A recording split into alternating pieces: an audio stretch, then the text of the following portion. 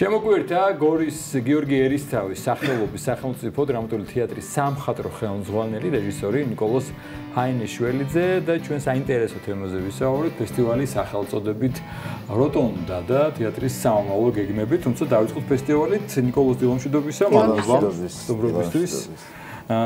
საინტერესო თემა სიახლეები ეს უკავშირდება თეატრალურ პროცესს, რაც გორის თეატრის სირგლე მიმდინარეობს და ძალიან გვახარებს, რომ ეს შემართება გრძელდება როგორც შიდა პროცესი, ფესტივალების, სხვადასხვა თეატრების მასპინძლობა, ახლა ხან რუსთაველის თეატრის მასპინძლად. გითხარით ფესტივალზე პირველ რიგში და შემდგომ გადავიდეთ ზოგადად თეატრის პროცესში. დილამშვიდობის, ესე იგი, საიუბილეო წელი გვაქვს. მოგეხსენებათ, ეს არის 180 წელი, ეს არის უხუცესი თეატრი, ყველაზე ასაკოვანი თეატრი საქართველოში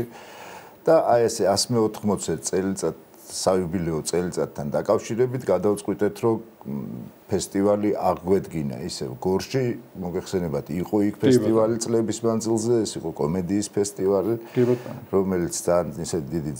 ტრადიციით, წარმატებით, სიყვარულით ყველაფრით იმართებოდა. თუმცა მე რაღაცა მოხდა ისე, რომ შეწყდა ამ ფესტივალის არსებობა გორში და რაღაცნაირად ის გაჩნდა უცებ შავი ხრელი, რომ იქაური მაყურებელი მით უმეტეს გორელი, ხა 180 წელს რო ვამბობთ, 180 წლის მანძილზე ეს მაყურებელი ტრადიციაა, ხო? უკვე და უცებ დარჩა იმის წინაშე, რომ რაღაცა ფესტივალი თითქოს მოაკლდა იმ ქალაქს და იმას მოგეხსენება ჩაშან საგუნდო მუსიკის ფესტივალი გავაკეთეთ და წელს აი ამ ორ ფესტივალს, რადგან გორი თავიდანვე როტონდას რო ვამბობთ, როტონდა ეს არის პირველი შენობის სახელი, რომელიც გორში იყო, სადაც დავით ერისთავი დადგავს, ანუ გიორგი და იგივე დიმიტრი მეღვინე-თუხუცესიშვილი, ვისი წყალობითაც დაიწყო აღორძინება თეატრის, ქართული თეატრის, აღდგენილი თეატრის. ისინი ვერ მოესწრნენ თვითონ როტონდას, თუმცა მათი შთამომავალი დავით ერისთავი უკვე სამშობლოს დგავს იქ და იმ შენობას ინაწილებდა თეატრი გუნდთან ერთად, მუსიკალურ გუნდთან ერთად, მომღერლ. მაშინ ესე არ იყო ცაცეკვავ ანსამბლი მომღერლები ერთი ის იყო და რაღაცნაირად ესე შეთავსდა გორში, რომ ეს ორი სფერო, დღეს საგუნდო მუსიკაც მაღალ დონეზეა ძალიან და თეატრიც ასე მაინც 180 წელი თავისას შვება, მაინც ტრადიციულია ეს თეატრიც და დიდი სიხარული გამოიწვია გორში, დიდი კმაყოფილება, რადგან ეს ფესტივალი დაუბრუნდა, ისევ ახალი შეიქმნა მართალია, მაგრამ მაინც აღდგა საფესტივალო ტრადიცია და პირველი წელი მაინც ესეთი კონცეფციით გავაერთიანეთ, რომ თქვა 180 წლის წინ გიორგი ერისთავი მოდის თბილისში, გორიდან პირველი ახლად დაბადებული ჟანრი ვოდევილი შეიქმნა, მაშინ მოაქვს პირველი პიესა, პირველ გიმნაზიაში თამაშობს და აღდგა ქართული თეატრის დღე. დღეს 180 წლის შემდეგ უკვე ხედავთ თქვენ თუმანიშვილის თეატრით დავიწყეთ, რუსთაველი, მარჯანიშვილი, იყო თეატრის და კინოს უნივერსიტეტის დასი ასევე წარმოდგენილი, რადგან გვინდოდა რომ სტუდენტური რაღაცაც ყოფილიყო. მოზარდ მაყურებელთა თეატრი იყო გუშინ, ეს იყო ასევე ბედნიერი დღე, იმიტომ რომ ბავშვებმაც მოილხინეს და ესეც ძალიან თვალნათელი იყო, ისევ ჩავდგა ვერც, რომ ბავშვებიდან დიდობამდე იქ თითქოს ეს მთელი თაობა ჩვენ ხო როგორ იზრდება გორელი მაყურებელი, იმიტომ რომ ყველა აღნიშნავს ერთხმად გორის მაყურებელს, გორის აი ამ ტრადიციას, ამ მართლა ბედნიერებაა, როდესაც დასი და ანუ სპექტაკლი და მაყურებელი რაღაც ერთიანად რო შედგება ხოლმე და უცებ ხო იდეალურად რაღაცა მომენტი რო შედგება ხოლმე და აინტერესება რამდენი დიდია. აი ნუ არ ვიცი, პირველივე დღესვე გაქრა ყველა ბილეთი და სურველები და დღეს მარიამ ალექსიძე ყავს თანამედროვე ბალეტი, მოძრაობის თეატრმა გახსნა, მრავალფეროვნებით დაბრუნდა თბილისი. გორში, აი ეს გვინდოდა რომ გაგვეკეთებინა პირველი წელი. მომავალში ვფიქრობთ რომ ისევ რეგიონებსაც ჩავრთავთ ჩვეულებრივად საერთაშორისოც გვინდა რომ გახდეს ისედაც წელსაც ამ ფესტივალის ფარგლებში მასტერკლასები უბრალოდ ნოემბრიდან დაიწყება და ესე ხო მთლიანად გავანაწილებთ ხოლმე ხო მთელ წელიწადზე, უბრალოდ იქნება ხოლმე საზეიმო ნაწილი 2 წელიწადში ერთხელ თეატრალური. და ის ერთი წელი იქნება ხოლმე საგუნდო, ამიტომ აი ეს ორი მუსიკალური ფესტივალი აღდგა და რა შტრიხები არის სიახლეების თვალსაზრისით რა შეიძინა ფესტივალს? ანუ ის პირველ რიგში თვითონ მოთხოვნები, აი თუნდაც რუსთაველის თეატრი ჩამოვიდა პრომეთეთი, განათება ტექნიკური შესაძლებლობები, თანამედროვე თეატრი ბევრად უფრო რთული ორგანიზმი გახდა, ხო, ჩვენ რეგიონებში მაინც ჯერ არ ჩავთვლი იმ თეატრებს, რომლებიც უკვე გარემონტდა, ვთქვათ, იქ ოზურგეთია დღეს არ ვიცი, მართლა უპრეცედენტო წლები დაიწყო, იმიტომ რომ სახელმწიფომ დაიწყო. აქამდე ერთი ადამიანი არემონტებდა და ეხლა უკვე სახელმწიფო მიყვება რაღაც თანმიმდევრულად ამ პროცესს და ჩვენც პროექტი გავაკეთეთ ჩარჩან და ველოდებით ეხლა შემდეგ წელს იმედი გვაქვს, რომ ჩვენი მასაც უკვე ბიუჯეტში გავინდო ზესტაფონიც ისიც ანუ რეალურად ჩვენც გავხდებით თეატრალური სივრცე სადაც თავისუფლად შევძლებთ სოფლიოს ნებისმიერი თეატრის მიღებას გამასპინძლებას ნებისმიერი ტექნიკური საშუალებით და ავიცი ახლა ამას დიდი წარმატება არ შეიძლება კი 180 წელზე რო ლაპარაკობ ეს ნამდვილად უნდა იყოს მიუხედავად იმისა რომ იმასაც თავის მუღამი აქვს იმ ავთენტურობას თითქოს კი მაგრამ ახლა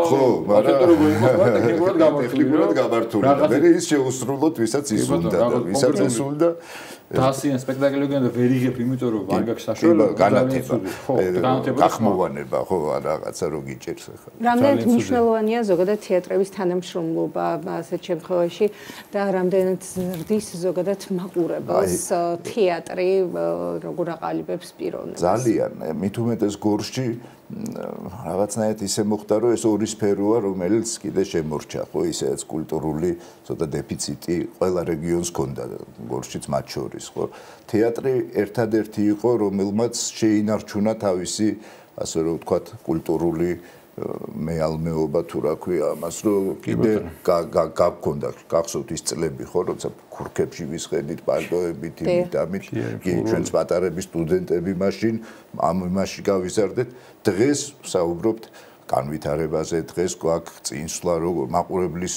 ასევე იმიტომ რომ ეხლა პრომეთეზე რო საუბრობ მე თეატრალური სპექტაკლს უყურებ დღეს აგეთ ალამედროვე ბალეტი ჩამოდის ამას ხო იქ რჩება ის მაყურებელი განიხილავენ და